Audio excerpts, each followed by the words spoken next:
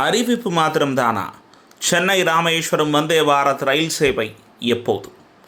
தமிழகத்தில் அதிவேக ரயில் சேவையாக அறிமுகமான வந்தே பாரத் பல முக்கிய நகரங்களை இணைத்து மக்களின் வரவேற்பை பெற்றுள்ளது. இந்த நிலையில் சென்னை ராமேஸ்வரம் இடையே வந்தே பாரத் ரயில் இயக்கப்படும் என்ற தகவல்கள் கடந்த சில மாதங்களாக தொடர்ந்து வெளியாகி வருகின்றன. இந்த தடத்தில் மணிக்கு 130 கிலோமீட்டர் வேகத்தில் சோதனை ஓட்டம் நடத்தப்பட்டதாகவும் ரயில் இயக்கத்திற்கு தயாராக இருப்பதாகவும் செய்திகள் வெளியாகின. மேலும் இந்த ரயிலின் கால அட்டவணை மற்றும் இடைநிலைய நிறுத்தங்கள் பற்றிய விவரங்களும் ஊடகங்களில் பரவலாக வெளிவந்தன. அந்த அட்டவணை தகவல்களின்படி இந்த ரயில் சென்னையிலிருந்து திருச்சி வழியாக காரைக்குடி, சிவகங்கை, மானாமதுரை வழியாக ராமேஸ்வரம் செல்லும் என கூறப்படுகிறது. இந்த வழித்தடம் நடைமுறைக்கு வந்தால் புதுக்கோட்டை மற்றும் சிவகங்கை மாவட்டங்களுக்கு இது ஒரு பெரிய முன்னேற்றமாக இருக்கும் என எதிர்பார்க்கப்படுகிறது.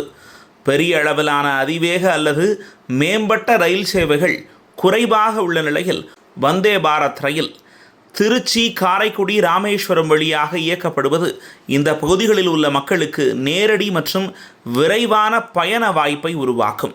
குறிப்பாக கல்வி, வேலைவாய்ப்பு, மருத்துவம் மற்றும் ஆன்மீக யாத்திரை தேவைகளுக்காக பயணம் செய்பவர்களுக்கு இது பெரும் உதவியாக இருக்கும்.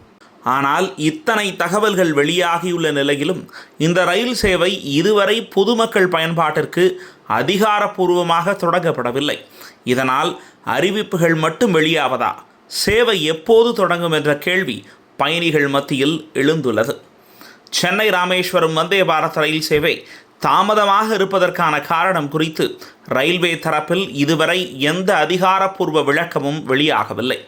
சோதனை ஓட்டம் நடைபெற்றதாகவும் அட்டவணை தகவல்கள் வெளியானதாகவும் செய்திகள் வந்தாலும் சேவை தொடங்காததற்கான சரியான காரணம் குறித்து தெளிவு இல்லாததே பயணிகளிடையே குழப்பத்தையும் கேள்விகளையும் உருவாக்கியுள்ளது.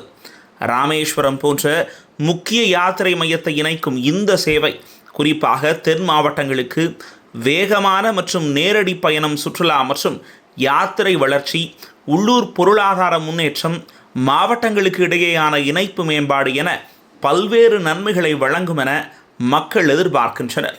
ஒரு திட்டம் அறிவிக்கப்படுவது மட்டுமே போதுமானதல்ல, அது நடைமுறைக்கு வரும் காலமே அதன் உண்மையான பயனை தீர்மானிக்கிறது.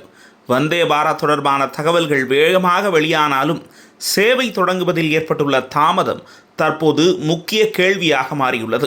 சென்னை ராமேஸ்வரம் வந்தே பாரத் ரயில் சேவை குறிப்பாக புதுக்கோட்டை மற்றும் சிவகங்கை போன்ற மாவட்டங்களுக்கு ஒரு முக்கியமான மாற்றத்தை கொண்டு வரக்கூடியதாக பார்க்கப்படுகிறது.